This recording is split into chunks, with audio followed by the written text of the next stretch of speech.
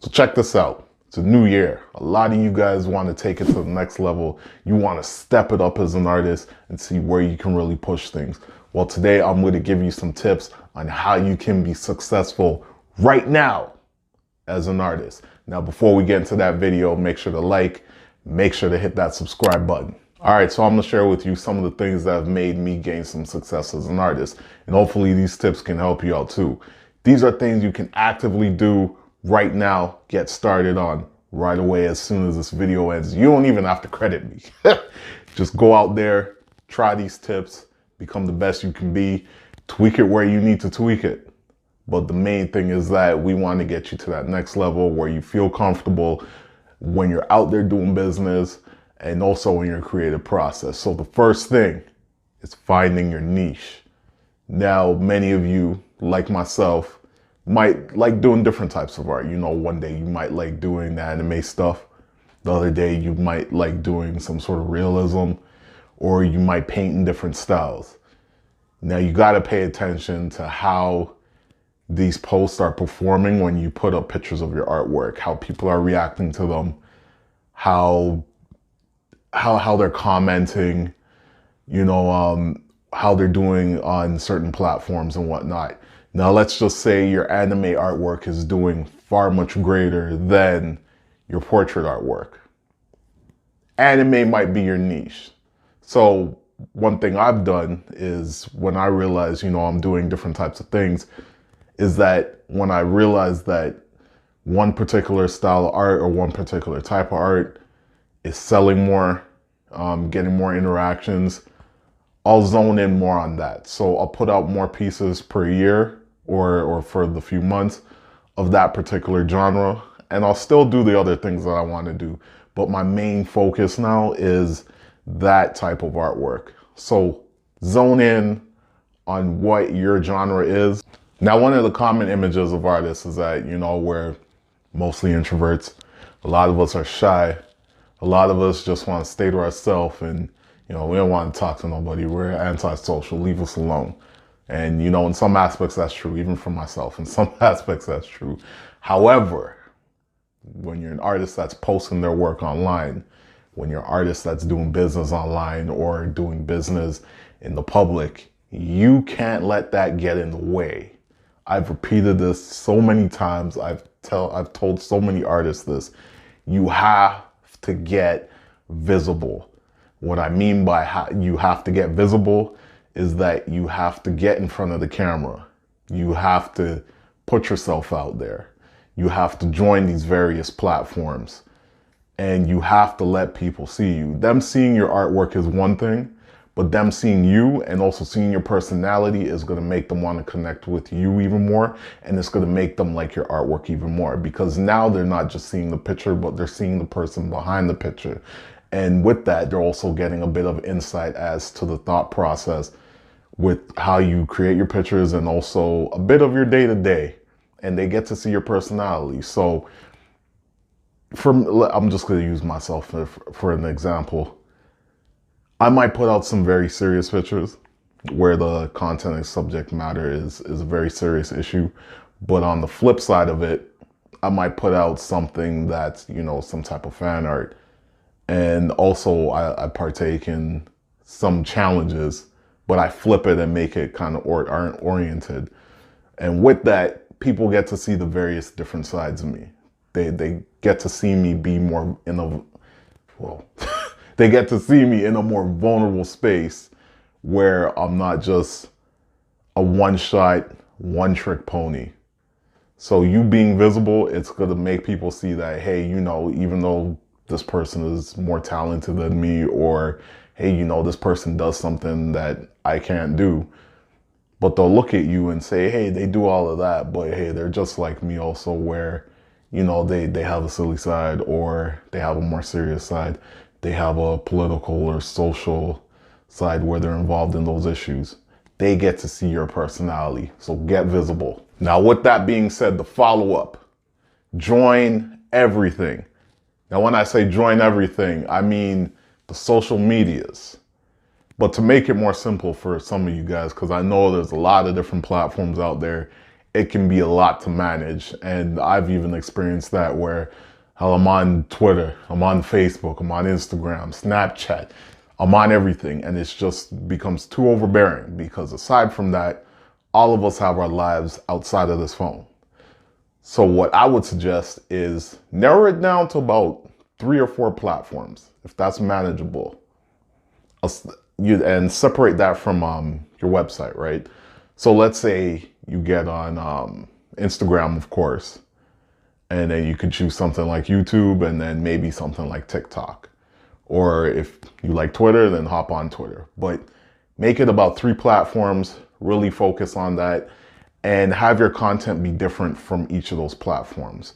So for me, on YouTube is where you're going to get the longer videos, you're going to get the art advice, you're going to get the time lapses, and a bunch of other things. On my Instagram, I don't have any of that. On my Instagram, it's more simplified. It's completely different than from my YouTube. That way, you're giving your audience, you're giving your followers a reason to check you out on these various platforms. Now, with that being said, your website, if you have a website, great. That's the first step. What I also would suggest, aside from just having your standalone website, so your www.whateverit is.com, is also opening up one of these I guess you would call it like a public market shop, something like an Etsy. So also get on Etsy aside from having your website. The reason why I say that is because Etsy is a platform that will broaden your artwork to allow your artwork to be shown to a broader audience. So let's say you do a painting of, I don't know, you do a painting of Undertaker. Now, if somebody types into Google Undertaker painting, then boom, pops up on Etsy. Meanwhile, it might not have put your website at the top of that search. So that's why I say get on as many platforms as possible if you can. If not, narrow it down a bit and spread your work around and your content around. Now, this is a tip that has helped me develop so much as an artist, and I'm damn sure it's gonna help you develop as well. Engage with your audience. Now, there's a few different things you can do. One major thing that I do is I let my audience on Instagram have a say in the pieces that I create. A lot of times I'll post up a picture. I'll say like, hey guys, what color do you think I should do the background? Here are the 2 options. Or I'll be like, hey, do you think I should go this direction with this picture? Or do you feel it will be better? I put a poll up, I let them vote, and then I act on it. When you do that, people feel that they actually have a connection with you. This is one of the things that I'm stressing a lot in this video, is connection. People typically want to purchase from you or they want to support you when they feel that they can relate to you somehow, or they have a say in your content, or they can interact with you, or you're just like a hand reach away. That's what makes them want to continue to support you. That's what even will make them want to make a purchase from you, because they see that you're not just robotic. You're not just putting up a picture and saying, here, I painted this. How do you like it? If you like it, hit that like button, or hey, I made this video. If you like it, hit that subscribe button. No, they're seeing that this is an actual person that's putting in some work and that this person also values my opinion. So connecting with your audience is very important. Now, everybody's favorite topic, promotion. Promotion is very important for artists. We're all looking to expand. We're all looking to get our names out to people that didn't notice us before. The main thing is promoting with the right people. I can make a whole separate video on this, and I mentioned this a few times. You want to make sure that you're promoting with reliable people.